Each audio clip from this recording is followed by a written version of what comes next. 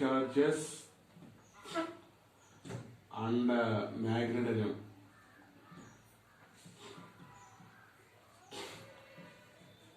Dear students, next topic will be moving charges and magnetism. So we are already studied the relation between current electricity, electric current and magnetism in the 10th class. That is electromagnetism we are studied. So every current carrying conductor produces magnetic field around it and which is perpendicular to the current carrying conductor. So this relation between current and magnetism was first invented by Oersted. So what is the importance of Oersted experiment? So a simple experiment. With the simple experiment, he can set the relation between current and magnetism. This is a simple circuit. He made with some conducting wires and a battery and key. Very near to it, he arranged a magnetic needle which can free to rotate, which is nearer to the simple circuit. Before closing the switch, it is in the state of rest. So magnetic needle will not get any deflection. Suppose if you press the key, current flows in the circuit. So when current flows in the circuit, this immediately starts a deflection. So magnetic needle starts a deflection. This can prove that the current carrying wire around it produces some magnetic field. This magnetic field can produce either attractive or repulsive force on this magnetic needle. So due to attraction or repulsive force, the magnetic needle can deflect freely. Suppose in the next circuit, same experiment, he changed the polarity of the battery and he again arranged a small magnetic needle which can free to rotate. Now it will deflect in the opposite direction to the first case. Okay? Because here the polarity of the battery will be changed. That means so magnetic field will be formed around the current carrying conductor which can responsible for the deflection of this magnetic compass needle. That is the relation between current and magnetism. So Oersted, what is the importance of Oersted experiment means? Every current carrying conductor produces magnetic field around it which is perpendicular to the current carrying conductor. So from this experiment he can conclude that every current carrying conductor produces magnetic field around it. So another activity we can write here. So current carrying wire. So take a cardboard sheet like this. Make a small hole in the middle of this. So pass a conductor, that means electrical wire. So key, battery, like this. Okay, this is the cardboard sheet.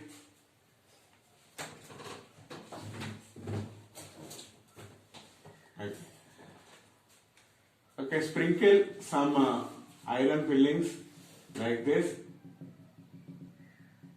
on around the current carrying conductor. So before switch on, you can observe all the fillings are in a random order. They do not have any particular order.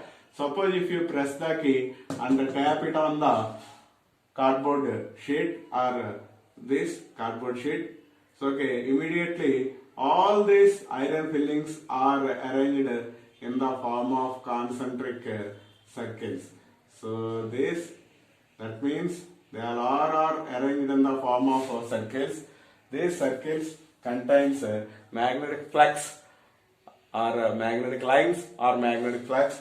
On the magnetic lines, these iron fillings are arranged in the form of concentric circles. Suppose if you open this circuit, that means if you switch off and again tap it, all of them all will be arranged in a random order. So from this experiment also we can conclude that current carrying wire produces a magnetic field around it. Suppose if you bought, so this is the conductor. Suppose if you bought a magnetic compass, so in this there will be a magnetic needle. So if you bring a magnetic compass very nearer to it, when we press the key, immediately the magnetic needle can deflect. So it can deflect in this way. So that means the magnetic field around it can produces a force, either attractive or repulsive force on the magnetic needle. So due to that it can deflect. So from this also we can say that current carrying wire produces a magnetic field around it. Now some of the laws which are useful in our examination purpose. So the first law will be Biot-Savart law.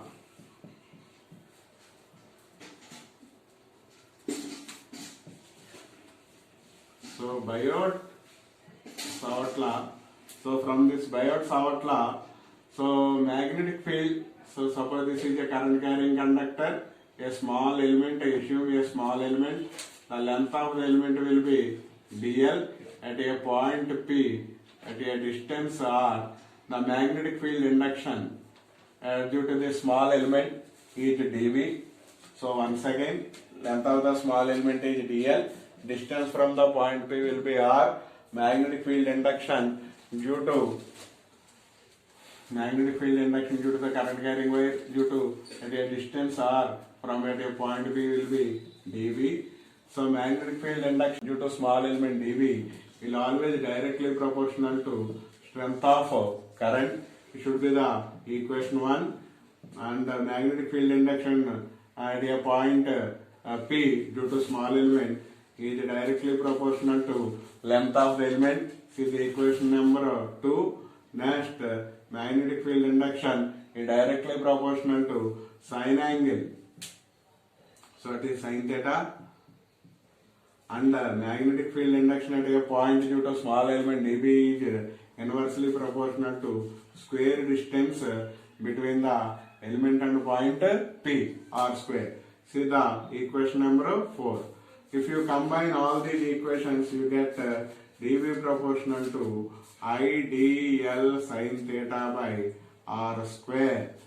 Suppose if you remove this symbol, you can introduce a constant mu naught by 4 pi I dl sine theta by r square. We know the value in the previous class we have studied, mu naught by 4 pi. So permittivity in a free space, mu naught by 4 pi value is 10 to the power of minus 7. Okay, Weber per ampere meter, that is the unit. dB is equal to mu naught by 4 pi dl sine theta by r square. This is from the Biot-Savart law. So from the Biot-Savart law, a current carrying wire. So assuming a small element dl, so assuming a small point P at a distance r from the element, the magnetic field induction at a point P due to the small element dl is nothing but dV. It will be always directly proportional to strength of current, directly proportional to length of the element, and directly proportional to sine angle between the dl and r. So say vectors of it, and inversely proportional to square distance. Okay, if you combine all these, you get dB proportional to IDL sine theta by r square. If you remove this proportional symbol, introduce a constant, that is mu naught by 4 pi. Mu naught by 4 pi value will be equal to 10 power minus 7 Weber per ampere meter. So the final formula dB is equal to mu naught by 4 pi IDL sine theta by r square. This is from the Biot-Savart law. So next important law is Ampere's law.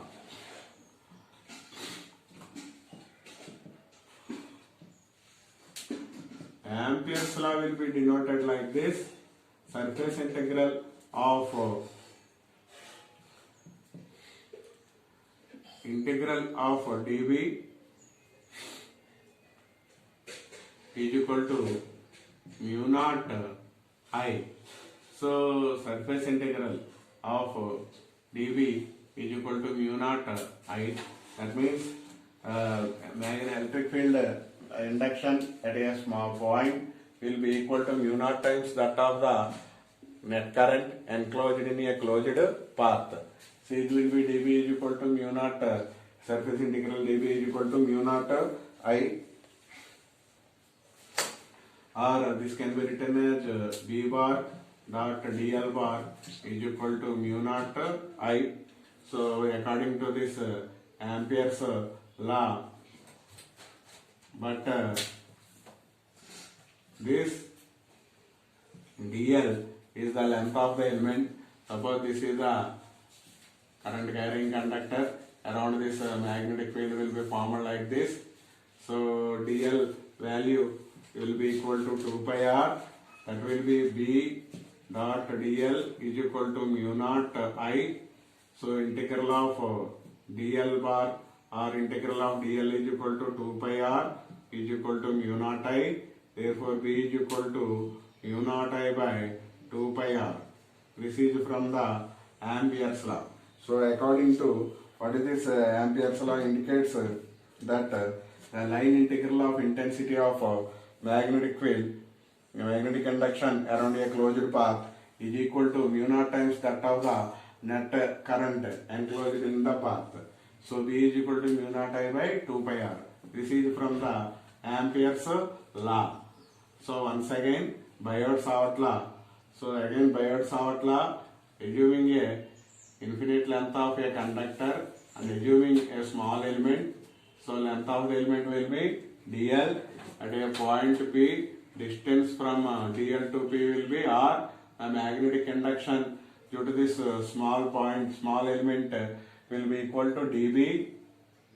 Okay, this magnetic field induction due to this small element dB directly proportional to strength of the current will be equation 1, and directly proportional to length of the element see the equation number 2, and magnetic field induction due to small element is directly proportional to sine of angle between dl and r, and inversely proportional to square distance from the length of the element to point P. This is the equation number 4. If you combine all this, you get dB proportional to idl sin theta by r square. If you remove this directly proportional, you can introduce a constant mu naught by 4 pi idl sin theta by r square.